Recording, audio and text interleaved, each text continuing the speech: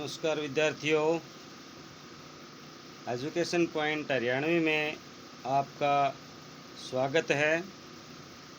विद्यार्थियों, आज हम करने जा रहे हैं कक्षा 12वीं का लेसन है बाजार दर्शन। इसमें लेखक ने जो हम फिजूल खर्ची करते हैं उसके ऊपर एक करारा व्यंग्य कसा है और दिखाया है कि किस तरह से हम नाहक या जिस वस्तु की ज़रूरत नहीं होती है उसको भी हम बेवजह से खरीद करके अपने घर लाते हैं और इसमें अहम भूमिका है वो स्त्रियों की होती है। तो आइए देखते हैं, पहले जैनेंद्र कुमार इसके जो लेखक हैं उसके बारे में पढ़ते हैं। तो जैनेंद्र कुमार का जन्म है वो 1905 ईस्वी में अलीगढ़ उत्तर प्रदेश में हुआ था। कहाँ हुआ था भाई? अलीगढ़ उत्तर प्रदेश में। इनकी जो प्रमुख रचनाएं हैं परख, अनाम स्वामी, सुनीता, त्यागपत्र, कल्याणी, जयवर्धन, मुक्तिबोध। उपन्यास जो हैं वातायन, एक रात, दो चिड़िया, फांसी, नीलम देश की राजकन्या, पाजेब, कहानी संग्रह हैं इसके। प्रस्तुत जो प्रश्न जड़ की बात, पूर्व उदय, साहित्य का श्रेय और प्रेम, सोच, विचार, समय और हम यानी विचार प्रधान एक जो है निबंध संग्रह है। इनको जो पुरस्कार मिले हैं, जिन पुरस्कारों से इनको नवाजा गया है वो इनके पुरस्कार हैं भाई, साहित्य अकादमी पुरस्कार, भारत भारती सम्मान पुरस्कार, भारत सरकार द्वारा पद्म भूषण से इनको सम्मानित भी किया गया और 1990 में इनकी मृत्यु हो गई। यथार्थ को अंतिम सत्य के रूप में ओढ़ करके जो अपने को विवश मान बैठ सकता है वही तो असमर्थ है, पर जिसने सौपन के सत्य के दर्शन किए हैं वह यथार्थ की विकटता से कैसे निरुत्साहित हो सकता है। यानी यहाँ लेखक का कहने का भाव ये है कि वर्तमान समय में यदि हमारे साथ विषम परिस्थितियाँ हो गई हैं और उन विषम परिस्थितियों में यदि हम बेचैन हो जाते हैं, विवश हो जाते हैं, तो हम कुछ भी करने में समर्थ नहीं होते हैं। और जो लोग सौपन लोक में रहते हैं यानी कि सुनहरे भविष्य के सौपन देखते हैं, जो सत्यता के दर्शन करते हैं, वो विकट और से भी विकट परिस्थितियों में अपने आप को पार पा लेते हैं, क्योंकि वे कभी भी निरुत्साहित नहीं होते हैं।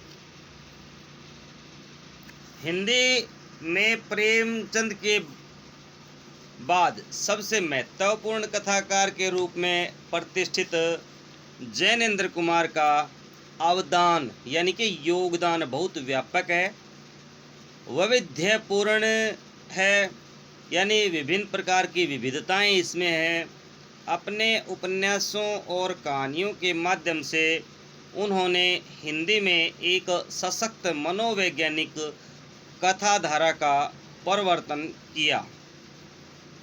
परख और सुनीता, परख और सुनीता के बाद 1937 में प्रकाशित त्यागपत्र जो उपन्यास था उसने इन्हें मनोवैज्ञानिक, इन्हें क्या बना दिया, मनोवैज्ञानिक उपन्यासकार के रूप में प्रभुत्व प्रतिष्ठा दिलाई। तो क्वेश्चन आ सकता है इसमें से एक अंक के लिए, भाई मनोवैज्ञानिक उपन्यास जो है ना इनका कौन सा माना जाता है, तो हम बोलेंगे त्यागपत्र। इसी तरह खेल, पाजेब, नीलम देश की राजकन्या अपना अपना भाग्य, तत्सत जैसी कहानियों को भी कालजयी रचनाओं के रूप में मानते हैं। तो कालजयी रचनाएं इनकी कौन कौन सी हैं भाई? खेल है, पाजेब है, नीलम देश की राजकन्या है, और अपना अपना भाग्य है, और तत्सत। ये जो कहानियां हैं भाई इनकी कालजयी कहानियां कहलाती हैं। कथाकार होने के साथ साथ जैनेंद्र की पहचान अत्यंत गंभीर चिंतक के रूप में रही है। बहुत सरल एवं अनौपचारिक सी दिखने वाली शैली में उन्होंने समाज, राजनीति, अर्थनीति एवं दर्शन से संबंधित गहन प्रश्नों को सुलझाने की कोशिश की है। अपनी गांधीवादी चिंतन दृष्टि का जितना सुष्ठु एवं सहज उपयोग वे जीवन जगत से जुड़े प्रश्नों के संदर्भ में करते हैं, वह अन्यत्र दुर्लभ है। और इस बात का सबूत पेश करता है गांधीवाद को उन्होंने कितनी गहराई से हृदयंगम किया है, यानी अपने हृदय से अंग लगाया है। अब बाजार दर्शन पाठ की बात करते हैं। तो भाई बाजार दर्शन जो है इनका महत्वपूर्ण निबंध है। इसमें गहरी वैचारिक एवं साहित्य सुलभ लालित्य एवं दुर्लभ संयोग को न देखा जा सकता है। हिंदी के में उपभोक्तावाद एवं बाजारवाद पर व्यापक चर्चा पिछले 1-1.5 दशक के पहले शुरू हुई थी, पर कई दशक पहले लिखा गया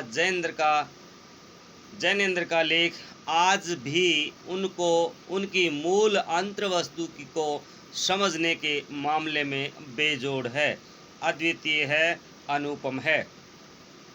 वे अपने परिचितों, मित्रों से बड़े अनुभव बताते हुए यह स्पष्ट करते हैं कि बाजार की जादुई ताकत कैसे हमें अपना गुलाम बना लेती है।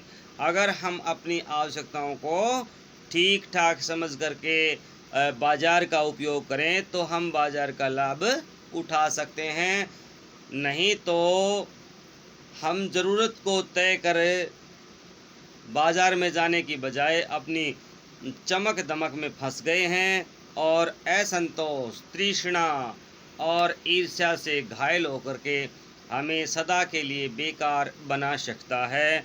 इस मूल भाव को जैनेंद्र कुमार ने भांति भांति से समझाने की कोशिश की है, कहीं दार्शनिक अंदाज में तो कहीं किस्सा गोई की तरह। इसी क्रम में केवल बाजार का पोषण करने वाले अर्थशास्त्र को उन्होंने अनीति शास्त्र भी बताया है। तो आइए देखते हैं उनके द्वारा कृत बाजार दर्शन। आइए आज करवाते हैं विद्यार्थियों आपको बाजार की सैर। इससे पहले यदि आप मेरे चैनल पर नए हैं तो विद्यार्थियों चैनल को सब्सक्राइब करना बिल्कुल ना भूलें और साथ लगा घंटे का बटन भी दबा लें ताकि आने वाली मेरी हर वीडियो आपके पास सबसे पहले पहुंच जाए। क्योंकि मेरा प्रयास है जब तक 9वां महीना समाप्त होगा तब तक मैं आपको पूरा सिलेबस करवाने वाला हूं। इसके बाद मैं आपको निरंतर प्रश्न पत्र देता रहूँगा ताकि आने वाली परीक्षा के लिए आप इस तरह से अपने आप को प्रिपेयर कर लें, तैयार कर लें, जिस तरह से आप डेली रूटीनली स्कूल में गए हो। तो आपका समय खराब न करते हुए आइए अपनी बात पर आते हैं। एक बार की बात कहता हूँ, मित्र बाजार गए थे तो कोई एक मामूली सी चीज़ लेने पर लौटे एकदम बहुत से बंडल पास थे। यानी कोई साधारण सा सामान लेने के लिए गए थे बाजार में, लेकिन जब वापस आए तो बहुतेरे बंडल उनके साथ थे। मैंने कहा यह क्या है? बोले यह जो साथ थी। यह जो साथ थी का भाव है अपनी पत्नी के बारे में है। वो कह रहा है कि मेरी पत्नी है वो साथ थी, जिसकी वजह से इन्होंने अनावश्यक वस्तुएं भी खरीदवा दी। इसका आशय यह था कि पत्नी की महिमा है, उस महिमा का मैं कायल हूँ। यानी पत्नी को मैं इनकार नहीं कर सकता हूँ। आदिकाल से इस विषय में पति और पत्नी की ही प्रमुखता प्रमाणित है। यानी पति से पत्नी की प्रमुखता प्रमाणित है। यानी भाई पत्नी का जो है ना दबदबा पति पर, यानी पति से ज़्यादा होता है। यदि साधारण शब्दों में देखें तो पति के भाई छोटी मात्रा लगेगी, पत्नी का लगेगी बड़ी। यानी कि पत्नी का दर्जा बड़ा होता है। और यह व्यक्तित्व का प्रश्न नहीं है, स्त्रीत्व का प्रश्न है।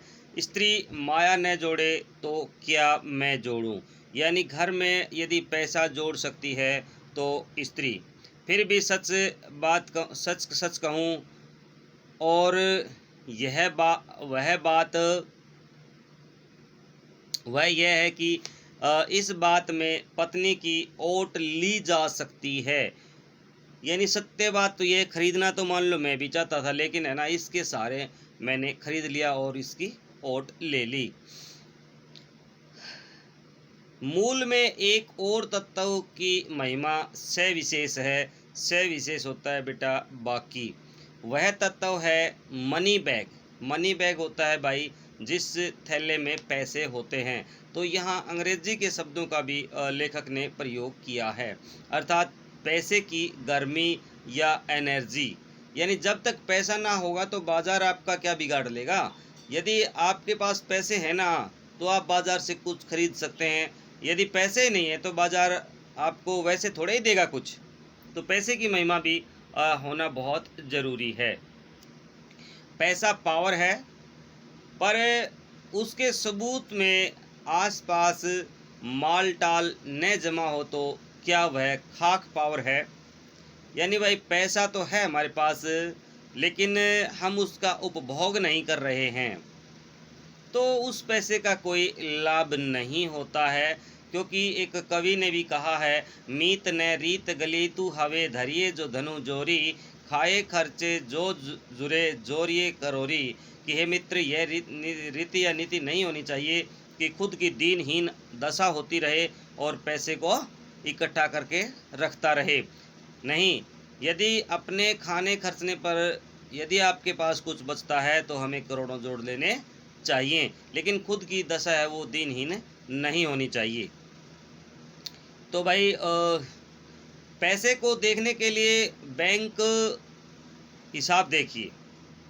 यानी बैंक में आपके पास क्या है, पर माल असबाब मकान कोठी तो अनदेखे भी दिखते हैं। भाई जो हमारे पास पैसा होता है ना, हम बैंक में उसको डाल देते हैं तो बैंक में पैसे को है ना केवल बैंक देखता है उसको। लेकिन भाई जो अपने पास कोठी गाड़ी जो बंगला होता है ना, उसको तो दुनिया देखती है, पैसा अपने आप दिख जाता है। तो पैसे की उस परचेजिंग पावर में के प्रयोग से ही में ही पावर का रस है, ताकत का रस है। लेकिन नहीं, लोग संयमी भी होते हैं। ऐसा नहीं कि लोग संयमी नहीं होते, संयमी भी होते हैं। वे फिजूल सामान को फिजूल समझते हैं। जो ज़रूरत की वस्तु नहीं है उसको ज़रूरत की नहीं समझते हैं। वे पैसा बहाते नहीं हैं और बुद्धिमानी होते हैं। बुद्धि और संयम पूर्वक वह पैसे को जोड़ते जाते हैं। वह पैसों की पावर को इतना निश्चय समझते हैं कि उसके प्रयोग की परीक्षा उन्हें दरकार नहीं है। यानी जो व्यक्ति पैसा खर्च नहीं करना जानते ना, तो उन्हें ऐसा लगता है कि हमें पैसे की ज़रूरत ही नहीं है। बस खुद पैसे के जुगाड़ होने पर उसका मन गर्व से भरा फूला रहता है। मैंने कहा, यह कितना सामान ले आए? मित्र ने सामने मनी बैग फैला दिया। कहा, यह देखिए सब उड़ गया। यानी बटुआ निकाल के दिखा दिया, देख ले भाई कुछ नहीं बचा बटुए में। अब तो रेल टिकट के लिए भी बचा हो, यानी कि किराया भी हमारे पास शेष नहीं रहा है। मैंने तब तय माना कि पैसा होता है और सामान आता है। वह सामान ज़रूरत की तरफ देखकर नहीं आया, अपनी परचेजिंग पावर के अनुपात से आया है कि हमारे अंदर क्या खरीदने की ताकत है। तो ज़रूरत के हिसाब से वो सामान नहीं आया भाई, पैसे की एनर्जी से है ना वो सामान आया है। लेकिन ठहरिए, इस सिलसिले में एक और महत्व का तत्व है जिसे नहीं भूलना चाहिए। उसका भी इस कर्तव्य में कुछ कुछ हाथ है, वह महत्व है बाजार। देखिए, यहाँ लेखक ने दर्शाया है कि भाई पैसा हमारी जेब में कितना भी हो, यदि हमारे सामने बाजार ना हो ना, मंडी ना हो, तो हम क्या ठेंगा खरीदेंगे? कुछ नहीं खरीद सकते। तो बाजार की भी बड़ी महत्ता होती है। मैंने कहा, यह इतना कुछ नाहक ले आए, यानी बेकार में ही ले आए। मित्र बोले, कुछ न पूछो, बाजार है कि शैतान का जाल। ऐसा सजा सजा कर माल रखते हैं कि बेहया ही हो जो न फंसे। यानी कोई बेशरम व्यक्ति होता है जो स्टॉल लगी हुई देखे और उन पे सामान और ना खरीदे। मैंने मन में कहा, ठीक है, बाजार आमंत्रित करता है कि आओ मुझे लूटो और लूटो, सब भूल जाओ, मुझे देखो, मेरा रूप और किसके लिए है, मैं तुम्हारे लिए हूँ, नहीं कुछ चाहते हो तो भी मैंने देखने में हर्ज किया है। हर्ज होता है नुकसान। आज आओ भी। इस आमंत्रण में यह खूबी है कि आग्रह नहीं है, आग्रह तिरस्कार जगाता है। लेकिन ऊंचे बाजार का निमंत्रण मूक होता है। मूक मतलब भाई चुपचाप रहता है, लेकिन हमें अपनी ओर आकर्षित कर लेता है और उसने से चाह जगती है।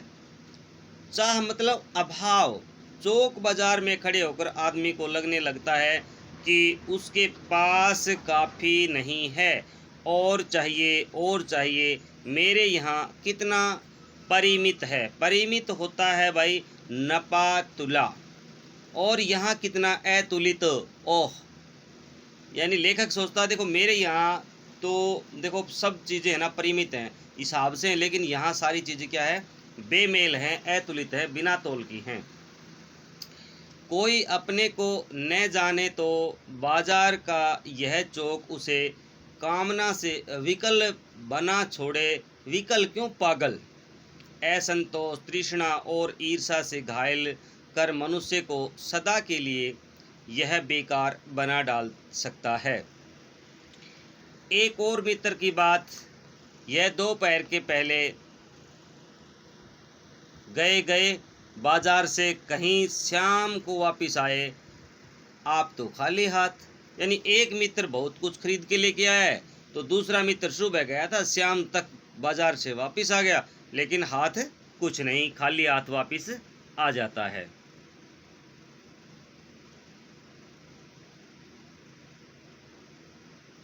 मैंने पूछा, कहाँ रहे? बोले, बाजार देखते रहे। मैंने कहा, बाजार को देखते क्या रहे? बोले, क्यों बाजार?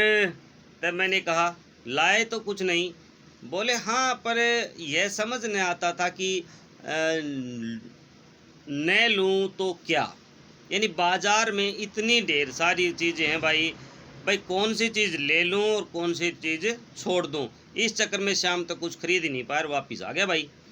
सभी कुछ तो लेने की को जी कर रहा था, कुछ लेने का मतलब था शेष सब कुछ छोड़ देना। यानी भाई थोड़ा लेने का मन तो था, लेकिन थोड़ा लेने का मतलब ये हो जाएगा कि बाकी चीज़ें मैंने छोड़ दी। पर मैं कुछ भी नहीं छोड़ना चाहता था, इससे मैं कुछ भी नहीं ले सका। मैंने कहा खूब, पर मित्र की बात ठीक थी। अगर ठीक पता नहीं है कि क्या चाहते हो तो सब और की चाह तुम्हें घेर लेगी और तब परिणाम होगा त्रास ही होगा, हानि ही होगी, गति नहीं होगी और न ही कर्म होगा। यानी भाई जब तक हमें ये पता नहीं हो ना भाई कि हमें बाज़ार से लाना क्या है, तो आप सारा दिन घूम कर के आ जाएंगे लेकिन कुछ भी हम लेकर के नहीं आएंगे। बाजार में एक जादू है, वह जादू आँख की राह काम करता है, वह रूप का जादू है। जैसे चुंबक का जादू लोहे पर ही चलता है, वैसे ही इस जादू की भी मर्यादा है। जेब भारी हो और मन खाली हो, ऐसी हालत में जादू का असर खूब होता है। जेब खाली पर मन भरा हो तो जादू चल जाएगा। भाई जेब में पैसा है और मन नहीं है तो भी जादू चल जाएगा भाई, हम ले लेंगे। लेकिन जेब खाली है और मन भी भरा हुआ है तो जादू नहीं चलेगा। तो मन खाली है तो बाजार की अनेक चीज़ों का निमंत्रण उस तक पहुंच जाएगा। कहीं हुई उस वक्त जेब भरी, तब तो फिर वह मन किसी की मानने वाला नहीं है। मालूम होता है यह भी लूँ वह भी लूँ, सभी सामान ज़रूरी है और आराम को बढ़ाने वाला मालूम होता है, पर यह सब जादू का असर है। जादू की सवारी उतरी कि पता चलता है कि फैंसी चीज़ों की बहुतायत आराम में मदद नहीं देती। फैंसी जो आधुनिक चीज़ हैं भाई, बल्कि खलल ही डालती हैं, रुकावट ही पैदा करती हैं। थोड़ी देर को स्वयं को ज़रूर शेक मिल जाता है, यानी हम अपने आप में इतना अपने आप को गर्वित ज़रूर महसूस करते हैं कि मैंने फ़लाँ चीज़ है ना ले ली, लेकिन असल में वो ना हमारे लिए फ़ायदेमंद नहीं होती है, नुकसानदायक होती है। पर इससे अभिमान की गिल्टी की और खुराक मिल जाती है। जकड़ रेशमी डोरी की हो तो रेशम के स्पर्श के मुलायम के कारण क्या वह कम जकड़ होगी? ना, नहीं हो सकता। पर उस जादू की जकड़ से बचने का एक सीधा सा उपाय है, वह यह कि बाजार जाओ तो खाली मन न हो। मन खाली हो तब बाजार न जाओ। भाई बाजार में हम जाए ना तो कुछ ना कुछ वहाँ से लेके आने के लिए ही जाएं, यानी बाजार से कुछ लेने का है ना विचार बना के बाजार में जाएं तो हम अपने प्रयोग की है ना वस्तु खरीद करके ला सकते हैं। कहते हैं लू में जाना हो तो पानी पीकर जाना चाहिए। भीतर भीतर हो लू का लूपन व्यर्थ हो जाता है। भाई गर्मी को है ना हम तब तक एहसास नहीं कर सकते जब तक गर्मी में हम बाहर कदम नहीं रखते हैं। तो उस गर्मी की व्यर्थता है, कोई लाभ नहीं होता है जब हम अंदर अंदर रह जाते हैं। मन लक्ष्य में भरा हो तो बाजार भी फैला का फैला रह जाएगा, तब तक वह घाव बिल्कुल नहीं दे सकेगा बल्कि कुछ आनंद ही देगा। तब बाजार तुमसे कृतार्थ होगा, धन्य होगा, क्योंकि तुम कुछ ना कुछ सच्चा लाभ उसे दोगे। बाजार की असली कृतार्थता भलाई है, आवश्यकता के समय काम आना। यानी भाई जिस चीज़ की हमें ज़रूरत है ना और वो चीज़ हमें बाज़ार में उपलब्ध हो जाती है तो हमारे लिए बाज़ार का कृतार्थ या भला उसी में है। लाभ उसे दोगे, बाज़ार की असली कृतार्थता है। यहाँ एक अंतर चिन्हित कर लेना ज़रूरी है भाई, एक बात को ना ध्यान करके देखना ज़रूरी है। मन खाली नहीं रहना चाहिए। इसका मतलब यह नहीं है मन खाली नहीं रहना चाहिए, इसका मतलब ये नहीं है कि मन बंद रहना चाहिए। जो बंद हो जाए तो शून्य हो जाएगा, मतलब हमारे अंदर सोचने समझने की ताकत ना हो, ऐसा नहीं होना चाहिए। यदि ऐसा ही हो जाएगा तो फिर हम शून्य हो जाएंगे, प्रभु में विलीन हो जाएंगे। और शून्य होने का अधिकार बस सिर्फ किसको है भाई? परमात्मा को है, भगवान को है, जो सनातन भाव से संपूर्ण है, शेष सब अपूर्ण है। इसमें मन बंद नहीं रह सकता, सब इच्छाओं का निरोध कर लोगे। यह झूठ है। और अगर इच्छा निरोध पे यानी कि इच्छाओं का दमन करना का ऐसा ही नकारात्मक अर्थ हो तो वह तप झूठा है। यानी इच्छाओं का दमन करने के लिए तप करना। वैसे तप की राह रेगिस्तान को जाती होगी, मोक्ष की राह वह नहीं है। ठाठ देखकर मन को बंद कर रखना जड़ता है। लोभ का यह जीतना नहीं है कि लोभ जहाँ लोभ होता है, यानी मन में वहाँ नकार हो, यह तो लोभ की ही जीत होती है और आदमी की हार। आँख अपनी फोड़ डाली तब लोभनीय के दर्शन से बचे तो क्या हुआ? ऐसे क्या लोभ मिट जाएगा? और कौन कहता है कि आँख फूटने पर रूप दिखना बंद हो जाएगा? क्योंकि कहते हैं ना भाई, सावन के अंधे को हरियाली ही हरियाली सूझे, यानी भाई अंधा होने पर भी आदमी को दिखता है। तो कहने का भाव ये कि बाज़ार में यदि हम नहीं जाते हैं तो क्या हमें वो वस्तुएं नहीं दिखती हैं, लेकिन हमारा जो है ना बटुआ है वो बाज़ार जाने की हमें इजाज़त नहीं देता है। लेकिन जब बटुआ बाज़ार जाने की इजाज़त देता है तो हम सारी वस्तुएं लेके आ सकते हैं। तब हमारा मन है वो हमारा कहना वो नहीं मानता है। तब लोभनीय के दर्शन से बचे तो क्या हुआ? ऐसे क्या लोभ मिट जाएगा? और कौन कहता है कि आँख फूटने से रूप दिखना बंद हो जाएगा? क्या आँख बंद करके ही हम सपने नहीं लेते? यानी आँख तो तब भी हमारी बंद होती है जब हम सोए होते हैं, तो तब भी हम सपने लेते हैं। और वे सपने क्या चैन भंग नहीं करते हैं? क्या हमारी नींद को नहीं उचेड़ते हैं? इससे मन को बंद कर डालने की कोशिश तो अच्छी नहीं, वह अकारथ। यह तो हठ वाला योग है, शायद हठ ही हठ है, योग नहीं है। इससे मन कृष्ण भले ही हो जाए और पीला और अनासक्त जैसे विद्वान का ज्ञान, वह मुक्त ऐसे नहीं होता। इससे वह व्यापक की जगह संकीर्ण और विराट की जगह क्षुद्र होता है। इसलिए उसका रोम रोम मूंद करके बंद तो मन को ही करना चाहिए। वह मन पूर्ण कब है? हम में पूर्णता होती तो परमात्मा से अभिन्न हम महाशून्य ही न होते। अपूर्ण हैं, इसी से हम हैं। सच्चा ज्ञान सदा इसी अपूर्णता के बोध को हम में गहरा करता है। सच्चा कर्म सदा इस अपूर्णता की स्वीकृति के साथ होता है। अतः उपाय कोई भी हो सकता है कि बलात् मन को रोकने को न कहें, जो मन को भी इसलिए सुने क्योंकि वह अप्रयोजनीय रूप में हमें नहीं प्राप्त हुआ है।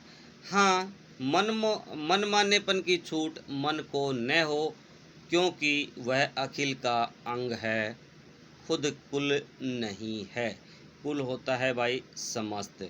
भाई यहाँ हमें लेखक ये बतलाना चाहता है कि हमारा जो मन है ना भाई, वो बंद भी नहीं होना चाहिए। यानी उसके अंदर भावों का, उद्गारों का पैदा होना बहुत ज़रूरी है, लेकिन ये भी नहीं कि हम सारे की सारी बातें अपने मन की सुने और मन के अनुरूप ही व्यवहार आचरण करते रहें, तो इस प्रकार यह गलत हो जाएगा।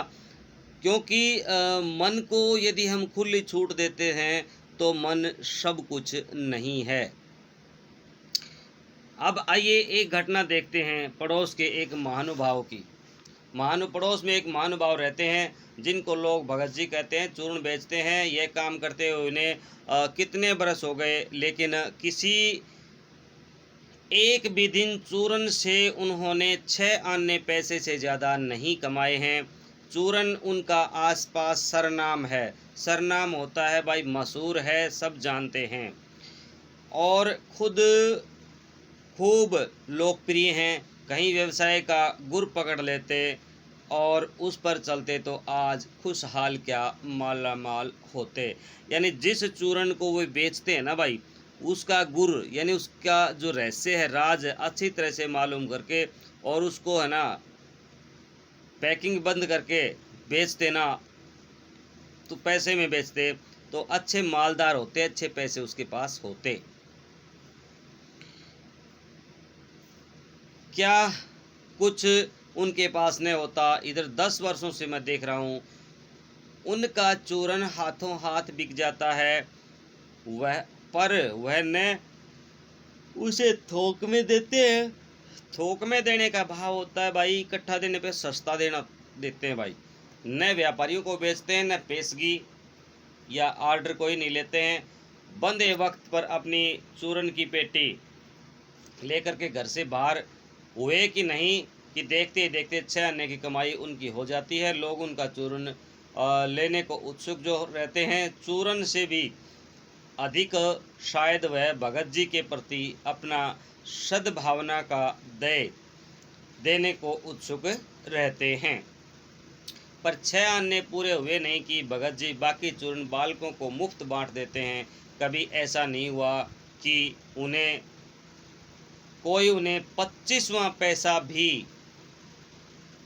दे दे। कभी चूर्ण की में लापरवाही भी नहीं हुई और कभी रोग होता भी मैंने उन्हें कभी नहीं देखा। यानी भाई 6 चौके 24, केवल कितना 24 आने यानी 24 पैसे, केवल 24 पैसे का चूर्ण बेचते थे। 25वां पैसा वो नहीं लेते थे। तो कहता है कि ना मैंने उनको कभी रोगी देखा न कुछ और ना इससे ज़्यादा मैंने उनको कमाते देखा।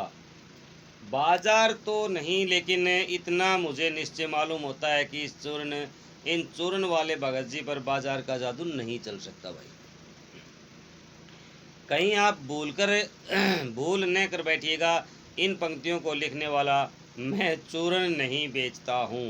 लेखक कहता है कभी तुम ऐसा मत सोच लेना कि मैं वो चूर्ण बेचने वाला हूँ।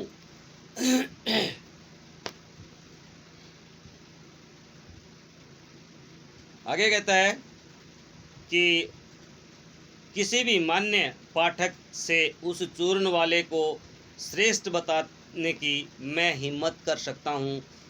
क्या जाने उस भोले आदमी को अक्सर ज्ञान तक भी है या नहीं, और बड़ी बातें तो उसे मालूम क्या होंगी, और हम आप न जाने कितनी बड़ी बड़ी बातें जानते हैं। इससे यह तो हो सकता है कि वह चूर्ण वाला भगत हम लोगों के सामने एकदम नाचीज आदमी है, यानी अलग थलग है। लेकिन आप पाठकों की विद्वान श्रेणी का सदस्य होकर भी मैं यह स्वीकार करना चाहता हूँ कि उस अपदार्थ प्राणी को वह प्राप्त है जो हम में से बहुत कम को शायद प्राप्त है। उस पर बाजार का जादू या वार नहीं चल सकता, वार नहीं कर पाता। माल बिछा रहता है और उसका मन अडिग रहता है। पैसा उससे आगे होकर के भीख तक मांगता है कि मुझे ले लो, लेकिन उसके मन में पैसे पर दया नहीं समाती है। वह निर्मम व्यक्ति पैसे को अपने आहत गर्व से बिलखता ही छोड़ देता है। ऐसे आदमी के आगे क्या पैसे की व्यंग्य शक्ति कुछ भी चलती होगी?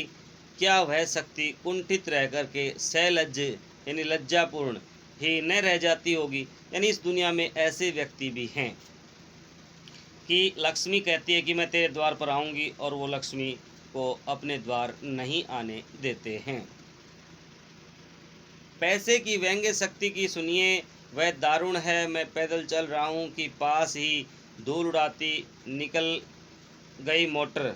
वह क्या निकली, मेरे कलेजे को कौंध दिए। एक कठिन व्यंग्य की लीक ही आर पार हो गई, जैसे किसी ने आँख में उंगली देकर दिखा दिया कि देखो उसका नाम मोटर है, तुम उससे वंचित हो, यानी तुम्हारे पास वह नहीं है। यह मुझे अपनी ऐसी विडंबना मालूम होती है कि बस पूछिए नहीं। मैं सोचने को हो आता हूँ कि हाय, ये ही माँ बाप रह गए थे जिनके यहाँ मैंने जन्म लिया था। क्यों न मैं मोटर वालों के यहाँ हुआ। उस व्यंग्य में इतनी शक्ति है कि जरा में मुझे अपने शगों के प्रति कृतघ्न कर सकती है। जरा होता है थोड़ा सा।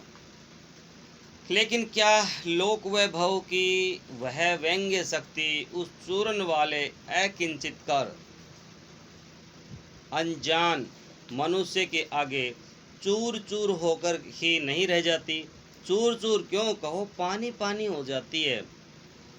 तो भाई वह क्या बात है जो इस तीखे व्यंग्य के आगे ही आज ही नहीं रहता, बल्कि मानो उस व्यंग्य की क्रूरता को भी पिंगला देता है। बल, उस बल को नाम दो जो पर वह निश्चय उस तल की वस्तु नहीं है जहाँ पर संसारी वैभव फैलता फूलता है। वह कुछ अपर जाति का तत्व है। लोग स्पिरिचुअल कहते हैं, यानी आध्यात्मिक धार्मिक नैतिक कहते हैं। मुझे योग्यता नहीं कि मैं उन शब्दों में अंतर देखूं और प्रतिपादन करूं।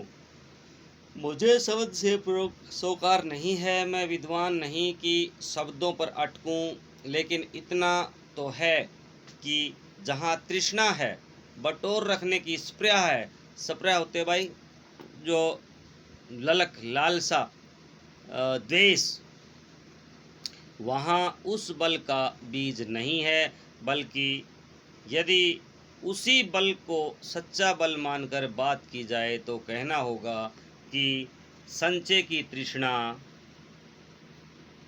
और वैभव की चाह में व्यक्ति की निर्बलता प्रमाणित होती है। निर्बल ही धन की ओर झुकता है, वह अबलता है।